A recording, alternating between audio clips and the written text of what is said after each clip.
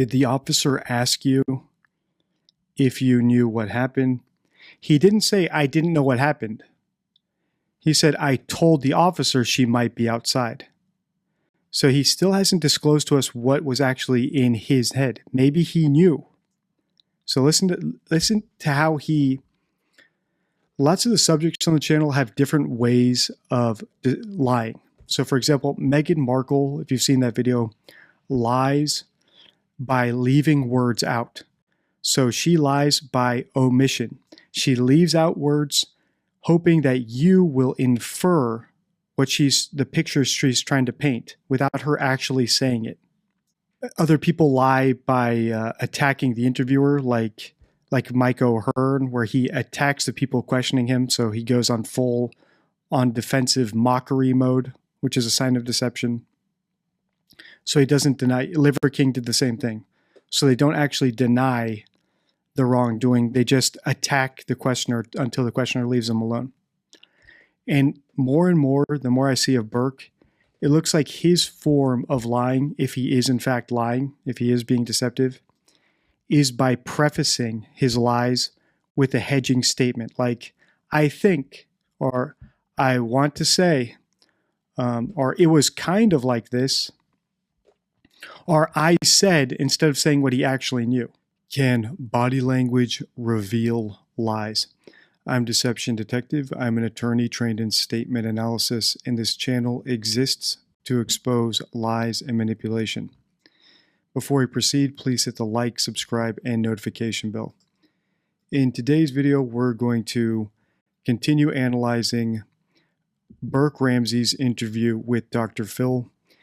And the reason I want to address body language in this video is because Burke Ramsey's body language is very bizarre.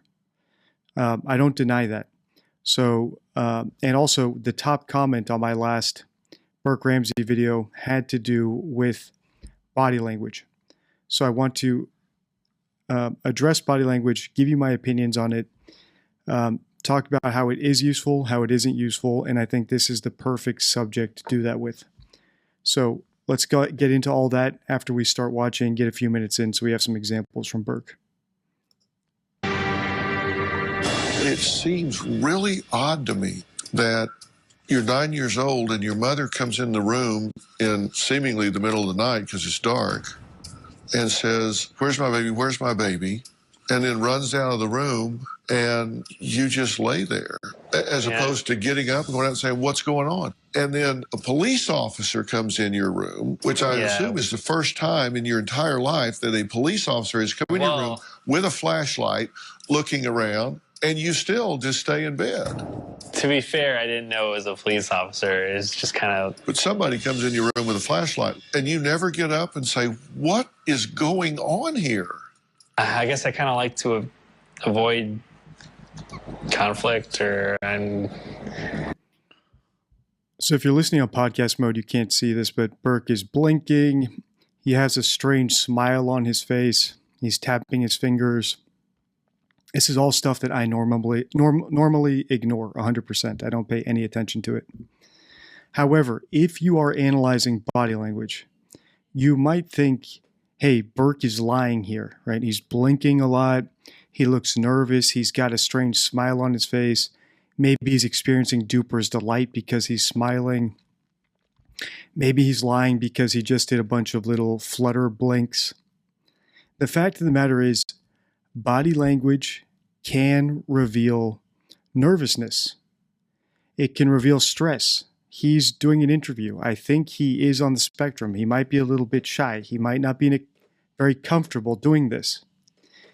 So when you see strange actions from him, that does not necessarily mean he's lying. And this is the big pitfall of body language analysis. Because we can express overt things with body language, right? Like by smiling or frowning to indicate to someone how we feel. But when it comes to masking our expressions, we might be masking them for an infinite amount of reasons, right? Because we're nervous, because we're shy, because we don't like the person interviewing us. It does not necessarily indicate deception. And that's why I advise all the members of the channel when I ask them to watch this video and give me their notes to totally ignore the body language because it can be so misleading. So I do think that body language is great if someone's trying to overtly express something to you. Like if I see someone smiling, I know they're happy. But trying to infer anything beyond that gets into a dangerous territory because the risks of getting it wrong outweigh the potential benefits you might get from actually analyzing all these involuntary things that people do with their bodies. And I actually have a funny little way to visually represent that to you, which I'll show you in a minute here. But let's just keep watching Burke. If you're watching, if you're not listening on podcast mode, look at all the nervous, weird things he's doing and ask yourself, is he doing this because he's lying? Or even, is he doing it because he's telling the truth and he's just embarrassed about the truth? He might be embarrassed that he didn't get out of bed to go see what happened to his sister.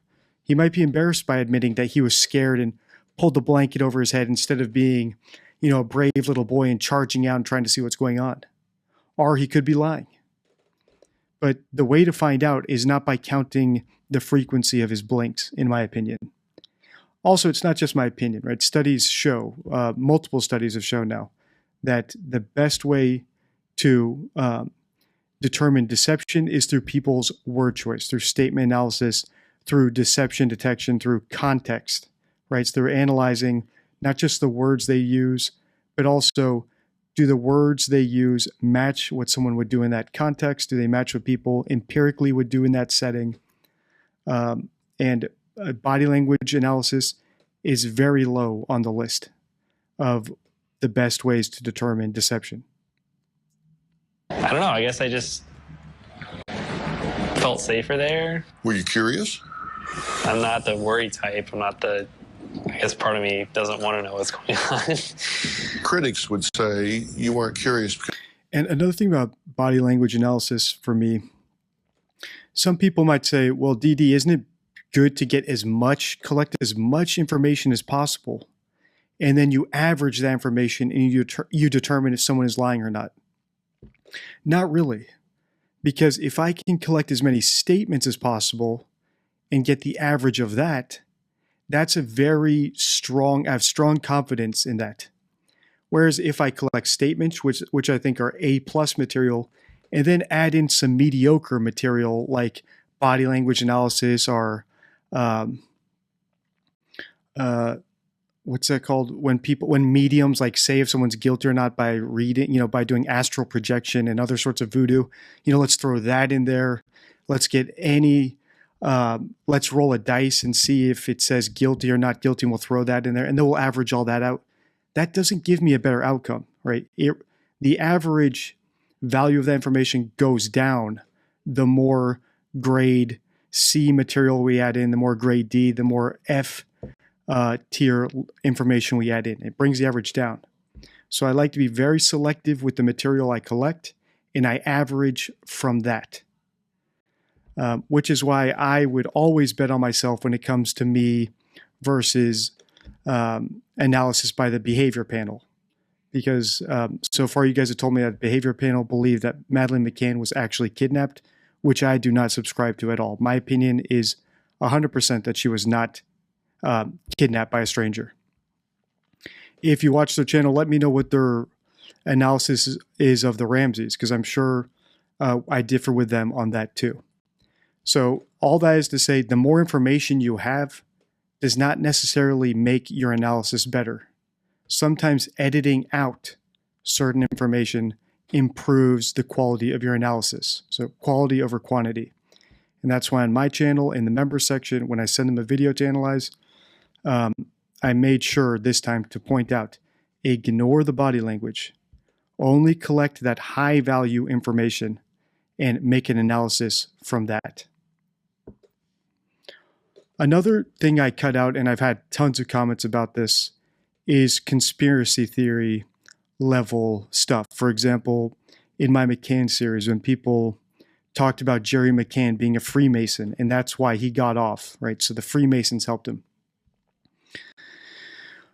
Not only do I like to discount body language stuff, I also like to discount conspiracy theories, even if they're true, right? Let's say the Freemasons actually had a hand in it. If what happened can be explained through normal human motivations, I prefer to go down that route. It will get me to the same correct answer, and it will eliminate lots of potentially misleading rabbit holes, just like body language.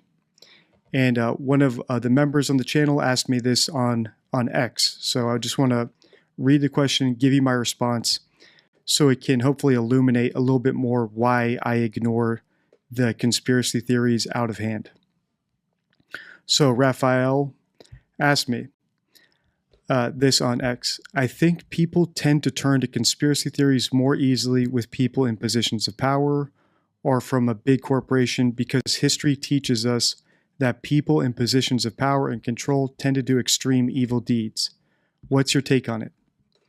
So first of all, I don't think people are inherently good or evil. I think that there are bad people like sadists who I despise, but they're doing it because it fulfills a need, right? They get pleasure from hurting people.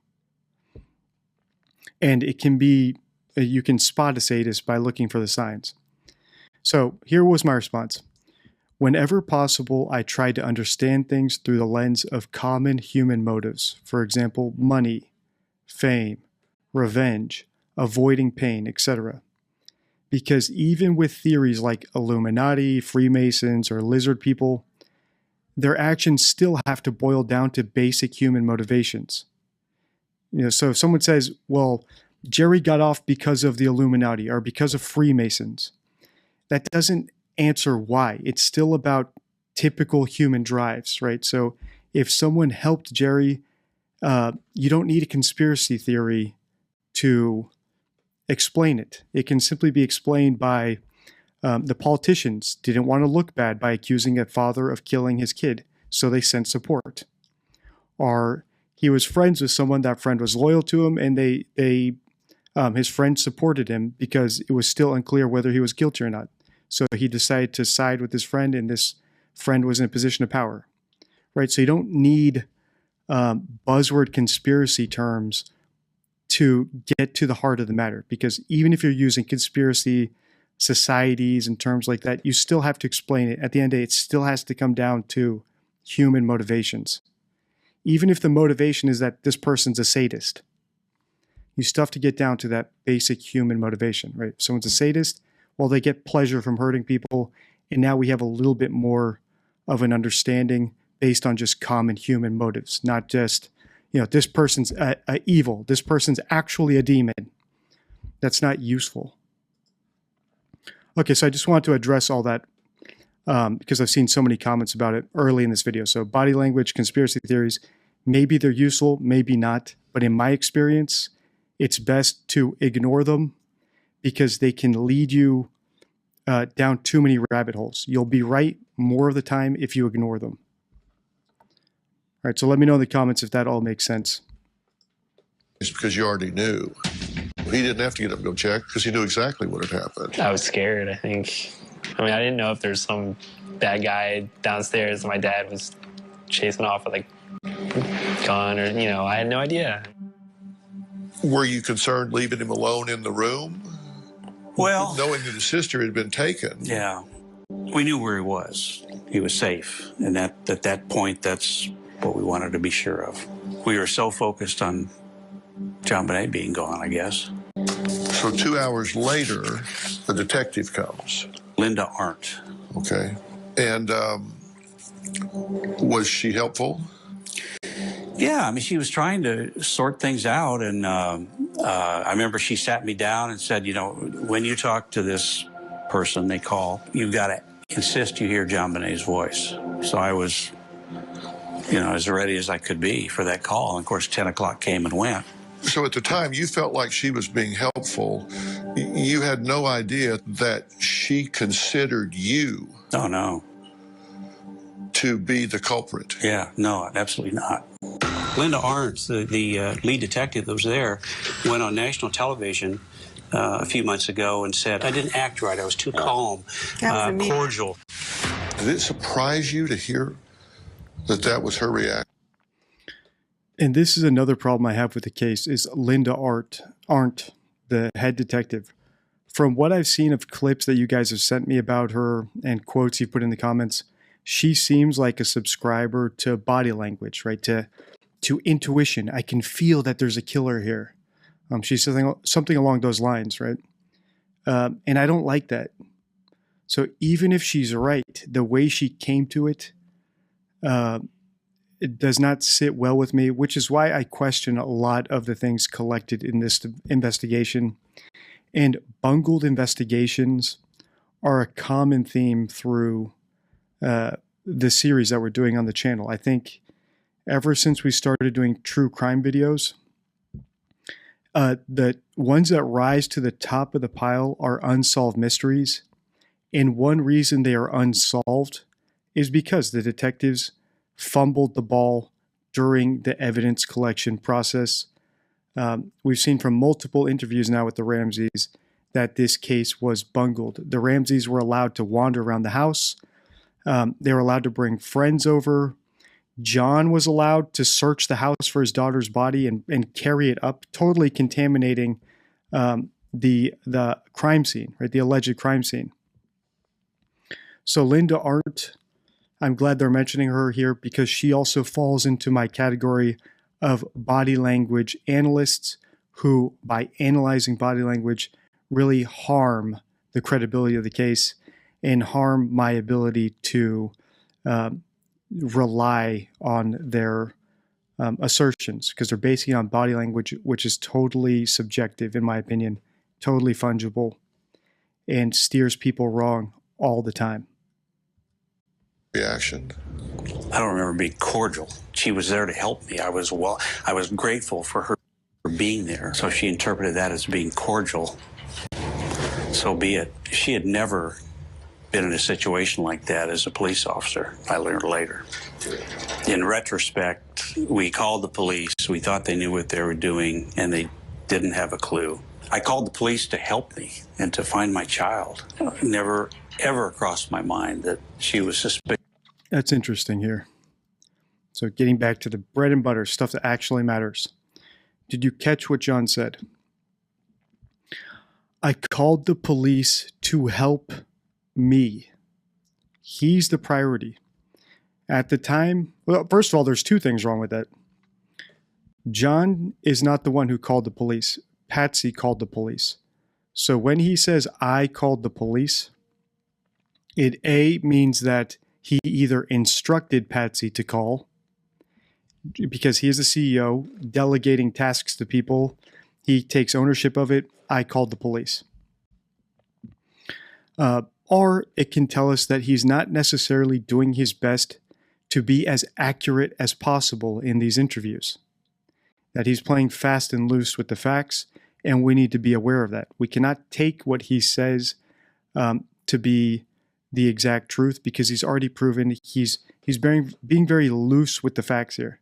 Instead of saying Patsy called the police for help or we decided to call the police for help, which would be accurate and which you would expect someone to be in an interview like this, he's being a little bit loose with it, right? I might have delegated Patsy to do it, so I did it. Also, he said, I called the police to help me. When your daughter is allegedly kidnapped, what you're doing is you're calling the police to help your daughter, right? I called the police to find John Bonet. Right? I called the police because John Bonet was kidnapped. But even now, years later, something like 20 years later, right, after John Bonet was killed, he leaks what his priority was, himself. And to me, this is an indicator that at the time the police were called, he and Patsy were aware that they needed the police to help them, to corroborate their cover-up. And I don't want to repeat it too much because we're about 6 videos into this series. So if you've been following the series, you know my opinion here. I am uncertain who exactly killed John Bonet, but Burke is at the top of my list of ones who did it, although I do leave open the possibility that John did it or that Patsy did it. But I think it was Burke, and I'm confident about this. I'm willing to put all my poker chips in on this, that John and Patsy worked together to cover up the murder, whether it was deliberate or accidental. And by him saying, I called the police to help me, it's a little bit of leakage that what he wanted when he called the police, what he desired was for them to come and corroborate his cover-up, to help him, to lend credibility to the fake kidnapping letter he wrote and to the crime scene he staged, or he and Patsy staged. That's my opinion. And if you're new to my channel, I know I'm getting lots of new subscribers every day, something like 350 new subscribers a day. Thank you. I appreciate every single subscriber. I appreciate every member, every comment, every like on the video, every minute that you watch my videos. But I do want to say that if you are new to the channel, my opinions are developed over hours of analysis at this point. At this point, we've analyzed about 5 hours of statements from the Ramseys, John and Patsy, as well as in the last video, we talked about Burke for about an hour. So I don't come to these conclusions lightly. I don't develop my opinions based on 1 or 2 statements. It's cumulative. The more I see, the more red flags I see, the more words that indicate deception I see, the more I see inconsistencies in stories, are signs of scripting, where a story is precisely the same beat for beat over courses of years. Then I add more poker chips to my pile, develop my confidence to go in on a particular opinion. So at this point, like I said, I'm not sure who did it, or maybe multiple people did it. That's possible. I had a commenter quote myself to myself by telling me, DD, escape binary thinking. It could still be all 3, or it could be 2 of them together. And I agree. I need to allow for that possibility, because that part I'm still not solidified on. But in my ranking right now, the working theory, Burke did it, and I'm very confident that the parents covered it up. So be it. She had never been in a situation like that as a police officer, I learned later. In retrospect, we called the police. We thought they knew what they were doing, and they didn't have a clue. I called the police to help me and to find my child. Never, ever crossed my mind that she was suspicious of my demeanor. I called the police to help me and to find my child. And we also saw this priority in the 911 call, where finding John Bonet was second. In Patsy's 911 call, she said, I received a note and my daughter is gone. Something along those lines. The note, right, the hoax, the cover-up story, the narrative was the top priority. And then John Bonet was the second priority, which indicated to me back then that they knew John Bonet was beyond helping. So the alibi, the cover-up was the main priority. And once again, John repeats those priorities here: to help me and to find my missing daughter. Also, notice how he said to find her, not to recover her, right? At this point, she's allegedly kidnapped. So he didn't say, to bring my daughter home or to catch the person who kidnapped her. He's speaking, I think, based on all of his knowledge. He knows the body was hidden somewhere in the house, dead. So the police were going to help him by lending credibility to his hoax. And then secondly, they're going to find the body in the basement. People have 20 to 30,000 word vocabularies in the English language. So when someone picks a word, we need to look into it, especially a word like find, where there's multiple alternatives. There's a reason he used the word find. If my kid's kidnapped, I might have said to find my daughter, although I think that would be weird. I think I would say I called the police to bring my daughter home, to get my daughter back, to catch the person who took my daughter. but he used the word find. They didn't have a clue. I called the police to help me and to find my child. Never. Right, to help me and to find my child. In fact, he didn't even use John Bonet's name, which is strange. I don't give too much weight to that because it would make sense that he wants to distance himself a little bit from his dead kid, just because it could be sensitive to talk about whether he covered it up or not. But this is a theme across lots of their interviews. They rarely say John Bonet's name. Never, ever crossed my mind that she was suspicious of my demeanor. And some of the observations made that I read about later were nonsense. John casually looked through the mail. I was looking for another communication from the kidnapper. The police should have done that. But they observed me doing it, and so John was so cold and callous that he was going through the mail looking at his bills. Well, that's... And this is another Linda Art thing that I don't like. I don't really care if he came off cold or callous. I see so many commenters about the McCanns because I get them served up in my YouTube feed now. Ever since I started doing them, ever since I started covering the McCanns about a month ago, where they're talking about, the McCanns look so cold. They're so stern. They're not crying. None of that really matters. People can act very bizarre. They can act strange in strange circumstances. Having your kid kidnapped is just as strange as accidentally killing your kid. So the body language could be exactly the same. There's not much to learn from it.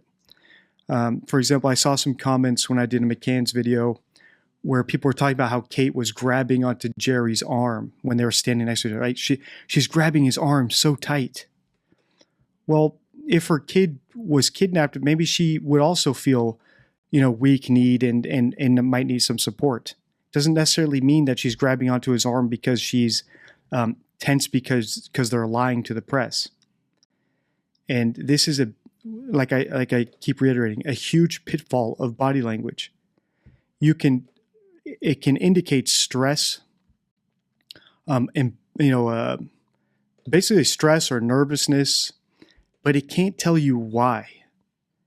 And as long as there's an innocent explanation for why someone might be acting that way, then it's useless to us because the innocent explanation could be the explanation. Whereas word choice, people pick a word out of 30,000 different words. They do it in an instant, and they apply the rules of grammar to it, as well as say that word in the context of a situation. So there's lots more filters that the word has to go through. So when someone picks a word, it has a lot more impact than someone blinking or, gripping on tightly. We've evolved to communicate with our words, and that is how we deceive, with our words. Body language, so I'll just get into this here because this is another huge thing I see in my comments all the time about body language. So I'll just read off this comment. This is exemplary of lots of comments. And I don't think that this person is a hater or anything like that. I take her comment as she wrote it, but I have a response for it, and I think this response applies to lots of the comments I see of people who watch my channel, as well as the behavior panel or the body language guy. I personally don't watch those channels, but I know if in my YouTube analytics, there's lots of overlap between those channels and my one. So I'm going to read this statement, then I'll tell you my response. And hopefully this will clarify lots of misconceptions about body language and my opinion on it. Okay, so this is from Marie. I love statement analysis, but to say body language is pretty irrelevant, that we haven't evolved to read it, is ludicrous. Well, first of all, remember, the first rule of statement analysis, don't hear what isn't said. I've always said we've evolved to communicate with our language. I never said we haven't evolved to read body language. I think that's one big reason body language is so dangerous, is because we actually have evolved to read patterns into things. So if we're focusing on vague patterns of, people folding their arms or blinking, we can be led astray very easily, precisely because we've evolved to consider body language. That's why psychopaths are so good at mimicking emotions, not with their words. Psychopaths can always be caught by their words if you pay enough attention, because they lie very boldly. So if you're looking for those inconsistencies, and maybe I'll do a video about this. If you're looking for the inconsistencies, you can catch a psychopath. And I think we've done it on the channel twice with two people who I firmly believe are psychopaths, O.J. Simpson and Casey Anthony. If you haven't seen those videos, those are in my old videos if you want to find them on the channel and watch them. Psychopaths are very good at mimicking normal human emotions. So they can fool you with their body language. They can cry on command. They can get belligerent. They can express remorse with their faces, but their words will betray them. You will notice with a psychopath that they never actually say they're sorry. They will never express remorse, or if they do, it's scripted, right? Because you've asked them to. So maybe I'll do a video about this. Let me know about how to catch psychopaths. Okay, but let's get off that tangent. So she says, we haven't evolved to read it is ludicrous. So this is Marie's comment, right? The rest of it. Humans base so much of ourselves and others through facial expressions and body language that to dismiss it and focus solely on words is downright annoying and arrogant. To think your field of expertise is the only way. Statement analysis and body language is subjective. We relied on body language before we had language. We understand body language even when we are not able to understand the language. We can look at liars and know there is something wrong, even without understanding every word. I like your videos, but that assertion is very annoying. All right, so besides hearing what wasn't said, and I don't think anyone should go attack Marie. I think these are, this is a common comment on my channel where people don't hear what I say exactly as I say it, and that's why I want to take a minute here to clarify. So, regarding body language, here's what I replied to her. I 100% agree that we use body language to communicate. 100%. If I'm in a different country where I don't speak the language, right, I'll point at something if I want it. I'll smile if I'm happy. You know, I'll nod my head if we're making a deal in a Turkish bazaar, and I think that the price is good. You know, I'll shake my head if I think the price is bad. I'll do my hand up if I think the price should go higher, or do my hand down if I think it should go lower. Right. So we have 100% evolved to use body language to communicate.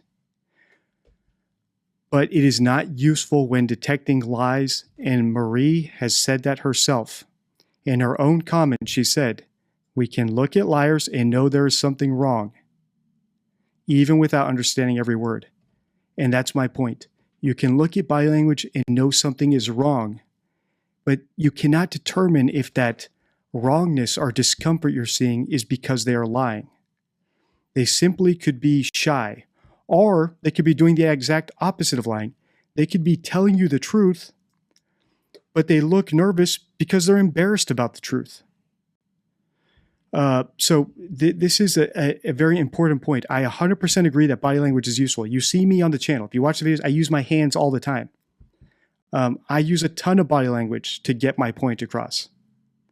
My entire point, though, about body language is, though, it's not useful in detecting deception. Liars will be aware of their body language and they will use it to fool you. And psychopaths will be able to use their faces 100% to fool you. Even if you're an Ekman student and you're doing micro-expression training on them, they will fool you.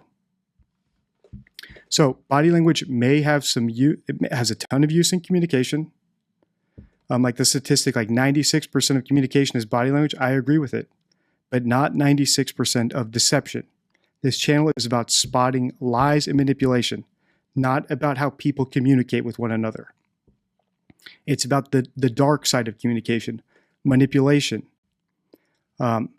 bullying, lying, hoaxing, defrauding.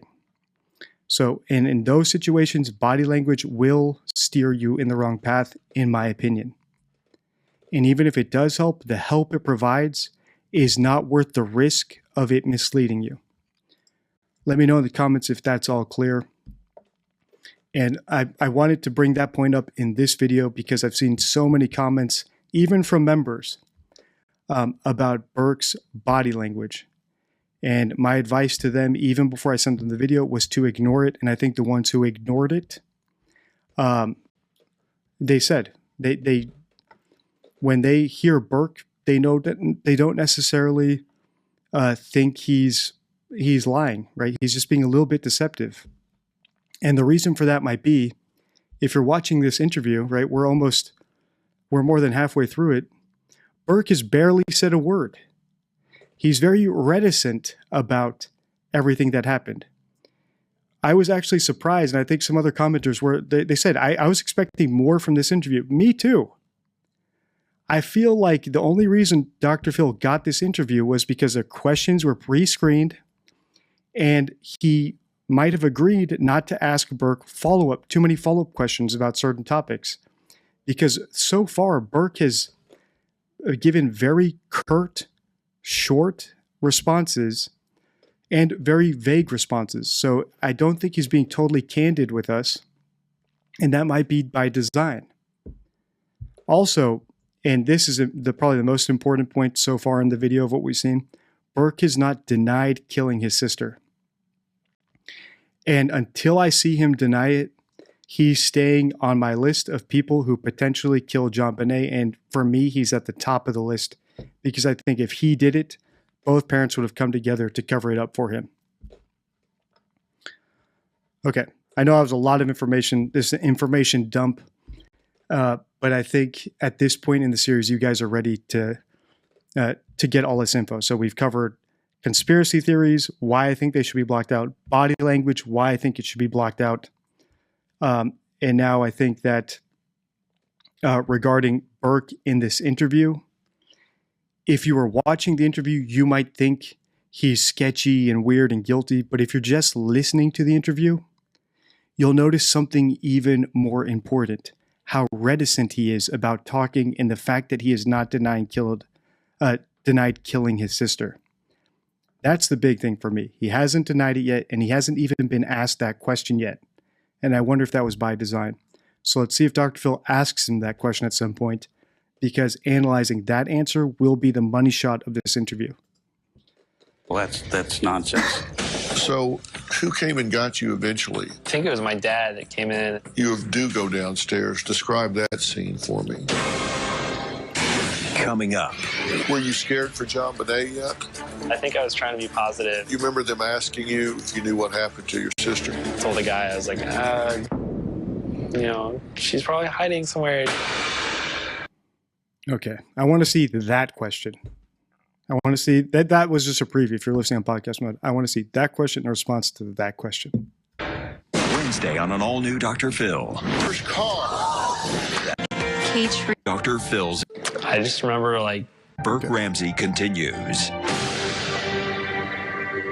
You eventually do go downstairs. Describe that scene for me.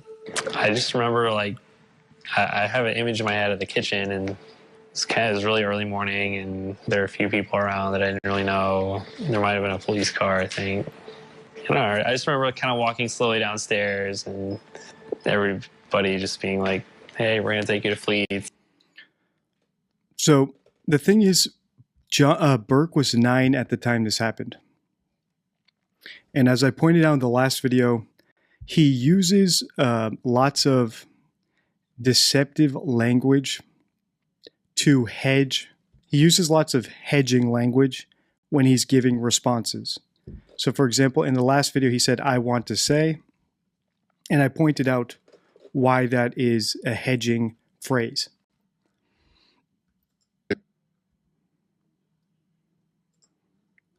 Describe that. Okay, my audio cut up. All right, so I explained why that's a hedging phrase, right? So I want to say doesn't necessarily mean what you're saying is the truth. Now he uses another deceptive phrase. And as always, does this mean he's lying? Not necessarily. We need multiple signs of deception to conclude someone's being deceptive. So listen to what he said here, and then I'll point out what that is. And this will be another card in the deception deck. So if you want to order the deception deck, It's my 52 favorite rules of deception detection as flashcards so you can memorize them. You can get them below this video in the link there. And because it's on pre-sale right now, there's a sale going on. All right, so let's listen. That scene for me. Also, regarding the deception deck, thank you to everyone who's ordered it. I made it because you guys asked for it. There is nothing in the deck that is not free here on the channel. So getting the deception deck is 100% not necessary. You will not learn anything in the deck that you will not learn here for free on the channel. It's just a cool thing to have and a way I thought you could support the channel if you want to support the channel while also getting a real educational, tangible benefit from it. I just remember, like, I have an image in my head of the kitchen and... All right, so he just said, I just remember. So listen how he answers this. Listen to all the hedging terms he uses. You eventually do go downstairs. Describe that scene for me. I have an image in my head of the kitchen, and it's really early morning, and there are a few... So I just remember it was kind of an early morning. These hedging terms are known as exclusion qualifiers. So basically what they mean is when someone uses them, I'm telling you the truth, but I might not necessarily be telling you the whole truth or the truth exactly as it was. Like if I say, well, I kind of went to work yesterday, that doesn't necessarily mean I went in and sat down at my desk and did my job. It might mean I went to the office, sat in the parking lot and decided I didn't want to clock in and left. Or I went to work before I could sit down at my desk. The boss pulled me aside and fired me. And I was technically in the workplace, but I was leaving with my box of desk ornaments. So kind of just, these are exclusion qualifiers. And the fact that Burke is using them does not necessarily mean he's lying. It might mean that he's just aware that his memory is hazy, is foggy about that morning. And so he wants to relay some information, but he's also indicating to us that it may not 100% be reliable. A few people around that I didn't really know. There might have been a police car, I think. See, people I didn't really know. Well, did you know them or not? There might have been a police car. Well, was there or not? Personally, I think it's just because he does not necessarily remember this in much detail, and he's indicating that to us with his choice of words. All right. I just remember kind of walking slowly downstairs, and I remember kind of walking slowly. So exclusion qualifiers, this will be in the deception deck. So you can learn this and spot it on the fly like I'm doing right now. I kind of walked downstairs. Why would he say kind of? Maybe he doesn't remember this, so he's, he doesn't have a memory of it and he can't really imagine it. So he's just saying, I kind of walked downstairs because he knows at some point he had to walk downstairs to get down there. Or because he might be lying, right? Maybe he ran downstairs because his dad told him, look, run past the police and make sure to go to the neighbor's house before anyone stops you to talk to you, right? I don't think that's what happened. But if you're looking at this on the two sides of the spectrum, it could simply be because he has a hazy memory of it, or because he's deliberately lying to Dr. Phil right now because he doesn't want to admit that, I sprinted down the stairs and went across the street to my friend's house because my dad told me to get out of there before the police could question me. Everybody just being like, hey, we're going to take you to Fleets. Somebody eventually told you John Bonet's been kidnapped, right? They Somebody didn't say eventually told you. kidnapped. They said she's missing. Missing. Yeah. And who told you that? I remember a detective or something coming in and interviewing me. He told me. Were you scared for John Bonet yet? I think I was trying to be positive. I think I was trying to be positive. I think. So saying I think I was trying to be positive is not the same as saying I was being positive about it. The fact that he's saying I think I was trying to be positive, he's using like multiple hedging terms there might be because he wasn't actually being positive because he knew his sister was dead. So right now, this is the meatiest question and the meatiest response we've seen, where he's actually stringing a bunch of hedging terms together. But even that is not enough for me to conclude that he killed his sister. Also, let's say we're right here, right? Let's say I'm noticing the truth right here, that he's using all these hedging terms because he wasn't actually being positive because he knew his sister was dead. That still doesn't mean that he did it, right? His dad could have done it, and he could have seen it or been told about it.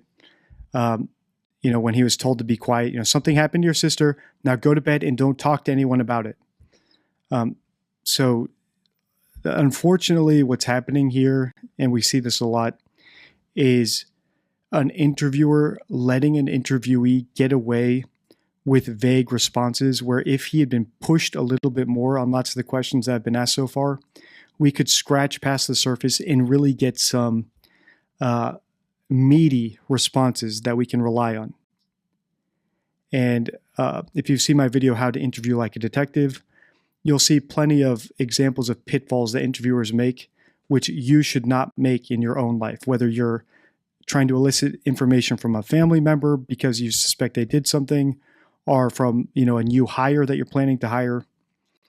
I've even been asked to make some more videos about actual interviewing and elicitation techniques.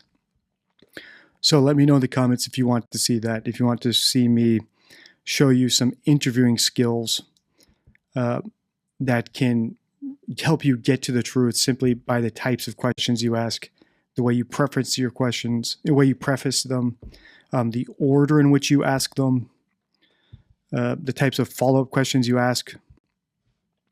It's a whole other dynamic skill set that still has to do with deception detection.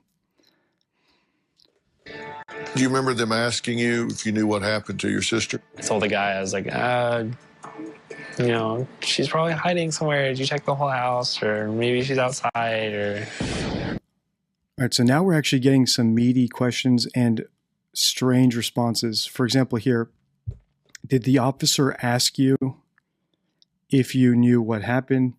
He didn't say, I didn't know what happened. He said, I told the officer she might be outside. So he still hasn't disclosed to us what was actually in his head. Maybe he knew. So listen to how he... Lots of the subjects on the channel have different ways of lying. So for example, Meghan Markle, if you've seen that video, lies by leaving words out. So she lies by omission. She leaves out words hoping that you will infer what the picture she's trying to paint without her actually saying it. Other people lie by attacking the interviewer, like Mike O'Hearn, where he attacks the people questioning him. So he goes on defensive mockery mode, which is a sign of deception. So he doesn't deny. Liver King did the same thing. So they don't actually deny the wrongdoing. They just attack the questioner until the questioner leaves them alone. And more, the more I see of Burke, it looks like his form of lying, if he is in fact lying, if he is being deceptive, is by prefacing his lies with a hedging statement like, I think, or I want to say, or it was kind of like this, or I said, instead of saying what he actually knew. So his form of lying seems to be evasion, if he is lying. Like a detective or something coming in and interviewing me. He told me... Were you scared for John Bonet yet? I think I was trying to be positive. Do you remember them asking you? See, it's evasive. Were you scared for John Bonet? Yes or no would be useful there. If he says yes, it means, okay, he might think that she was kidnapped because he's scared for her. If he said no there, it was a yes or no question. If he said no, it might tell us that he knew she was dead. But he didn't answer the yes or no question, right? He evaded the trap of answering the yes or no question. So we didn't get much information from it. You if you knew what happened to your sister? I told the guy, I was like... So did the cop ask if you knew what happened to your sister? I told the guy X. Instead of giving us what we really want to know, which is, did you know what happened to your sister? Yes or no? Telling us that he said something doesn't necessarily mean that that's what he actually thought. It might just mean his parents instructed him to tell the officer that he didn't know what happened. I was like, you know, she's probably hiding somewhere. Did you check the whole house? Or maybe she's outside, or... We'll finish this video in a part 3. Right now, I just want to tie up the loose ends in this video. Also, in the part 3, hopefully Dr. Phil asks Burke, did you kill your sister? Because that's the question I really want to see his answer to. So looks like Dr. Phil just started finally asking some meaty questions to Burke, which will reveal to us his knowledge about what happened. So if you want to see that, make sure to subscribe, and it will be in this Ramsey playlist when I do upload it. All right, but I do want to tie up these loose ends here. Things I mentioned earlier in the video that I want to show you guys, and then look at some member comments on this Burke analysis so you can see what they spotted in it as well, just like we did in the last Burke video. All right, so first of all, I want to address this. This is the top comment on my last Burke video, how to analyze an unusual suspect, from Heavy Metal Rehab. And she has a good question for me. She says, I have a degree in psychology and like to think of myself as somewhat intelligent. If you're watching my videos, you are confirmed intelligent. So I know that you don't necessarily believe in the idea of that one's body language can be analyzed with any sort of accuracy. She says she's fascinated with body language. And she asks how we can analyze statements without first getting a baseline, which is a great question, because in body language or a deception, a lie detector machine, you need to get a baseline from someone in order to then tell if they are lying, which makes both of them impractical, because if someone's lying to you, right, someone's trying to scam you and this is the first time you've ever seen them, there's no way to get a baseline. And unless you have someone hooked up to a lie detector and you're able to get a baseline on them, even if you're able to get someone to do all that, you're still restricted to asking them binary yes or no questions. So it's very hard to elicit other info from them because you can only ask them yes or no about things you already know. So regarding her question about baselines, here was my response, and I think it's important. It's just so everyone on my channel understands that in statement analysis, we do not need baselines, which is why it's so valuable.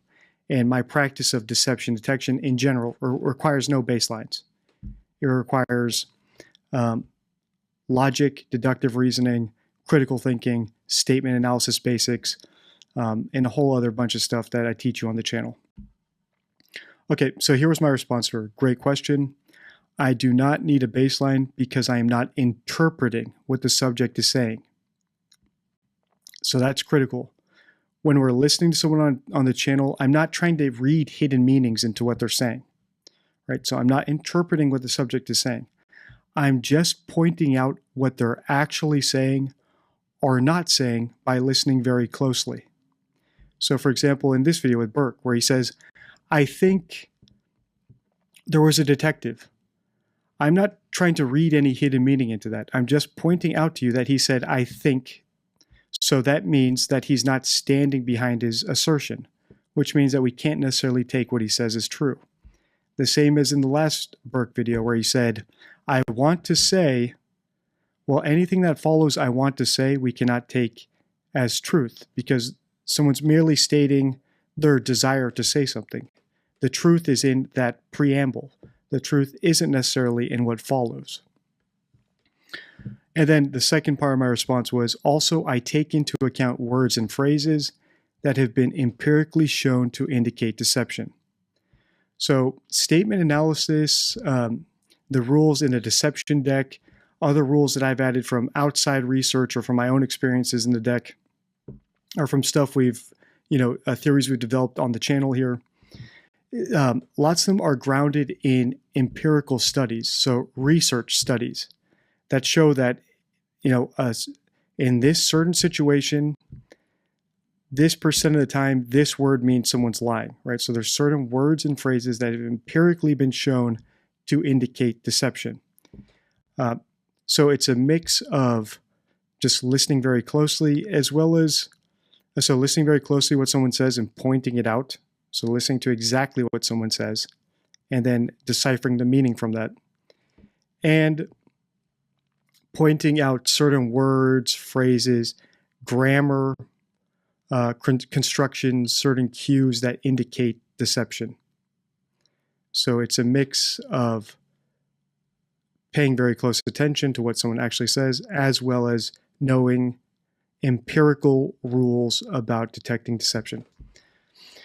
And all of that I teach in the deception deck, as well as this channel. Okay.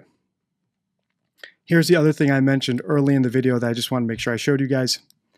It's a funny little post I did on X where I'm just joking about deception detection versus body language analysis. And if you're listening on podcast mode, it's just a little funny video of an MMA fighter versus a force field energy master. So some guy who has some voodoo subjective skill of generating a force field head to head with an MMA fighter. And of course, predictably, the force field guy gets his ass kicked. All right, now let's look at some of the member comments, see what insights the members had, what bits of wisdom they caught in the same video I just watched. All right, so the first comment here from the members section, where the members watched this video 5 days ago and gave me their notes in the members section. We left off with Mel, I think, and Kitty's comments in the last one. Yep, so Mel's one. All right, so next up is Cirilio, who's commenting that he watched the video and he's saving his notes for the live chat. So I don't blame him. If you do not know, I do a live premiere for every new video, and I announce the premiere on YouTube. So if you're a subscriber there, you should get a notification so you can set an alarm when the premiere goes off and join me and all the other detectives in the live chat. And every single video, the number of people in the premiere and live chat goes up. So thank you very much, everyone. We're getting close to having 1,000 live viewers per premiere. Right? I think it was like 800 something on the last one. All right. So the next one is from Blue Waffle Warrior, another member. And Blue Waffle noticed something that I pointed out in this video, which is very insightful. Blue Waffle says this: his whole statements, so Burke's statements in this video, are vanilla. And that is what I was pointing out as well. That if you're watching this video, it seems like a bizarre bombshell interview. But if you're actually listening to what was said, it's almost nothing. Burke basically gives away nothing. Every response he gives is couched in hedging terms, so that he's never actually declaring or stating anything that we've seen so far. Every response he's given so far is hedged to the gills. Is basically an opinion, or I think, or it's sort of nothing stated clearly. And I'm glad that Blue Waffle recognized that. Even though I think that, let's see, that Blue Waffle does comment on the body language, like the smile and stuff like that. At least Blue Waffle caught this, which was that the responses are very vanilla. I couldn't have said it better myself. All right, so next up, Sophia Breland, another great comment here. She says, a lot to unpack here. In general, Burke often chooses not to answer Dr. Phil's question directly. Excellent. So that's two people in a row who have recognized that. And the technical term for what they're seeing, and she points out here, I want to say, I think it was, so these are performative statements. So I want to say is a performative, and then exclusion qualifiers, like I think or kinda. So those are the technical terms for what people are recognizing. And even people who don't watch my videos, lots of them can sort of sense that someone's lying, and these are the reasons why, right? So we're just assigning the technical term so that you know why it's deceptive, instead of just saying, you know, I've got a vibe that they're being deceptive. I can't quite tell why. Now you can put your finger on it. Another comment from Sophia as well. She says, he often slips into present tense, changes back and forth. That is a sign of deception. I didn't hear it myself, or I didn't catch it or recognize it. So that is a great catch from Sophia. Overall, these comments are great. So if you want to pause the video and actually read the comments, even on the last video on this one, as I scroll through them, there's lots of wisdom here in these comments. Also, part of the practice, why I think that my explanations have gotten better over time, since my first YouTube videos to now, is by doing your analysis publicly, you get feedback from people, so you have to refine your analysis. And I think that's also what the members are learning as well, right? So if you're going to say you think someone's lying and you can't explain it, it's not nearly as valuable. However, if you can say, I think this person's lying, and give your list of reasons why and explanations, you build the confidence in your own head of that. And by being able to explain it, you actually refine the rules in your own mind. And I think that that's one of the big benefits the members are getting here, and me as well, just by reading how someone else describes a rule. So I can see another way of describing it, because there's not many people out there describing the rules that I point out. So we have a comment from DC Primetime. Long comment, lots of great notes, but this, she actually caught something that I didn't catch either. At 26 minutes, Dr. Phil asked Burke, right, how come you just laid there in bed when the police came in with a flashlight? And Burke replied, to be fair, I didn't know it was a police officer. That was a non-responsive answer. He never explained why he laid in bed. He just said he didn't know it was a police officer. So that was a great catch.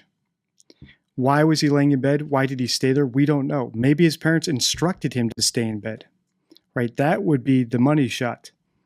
If he were lying about this, right, the reason for his evasion was because his parents told him, stay in bed, don't come out, and don't talk to the police unless you absolutely have to, because they were covering for him killing his sister the previous night. And I mean, these are all great comments. I suggest pausing and reading them. And then if you want to become a member, you can click the link in the pinned comment, the second link, to join the member section, and put your notes in here yourself so I can read them and shout out the ones that I think are on the money. All right, I think we can wrap this video up. Let me know how you liked it. Until next time, stay true.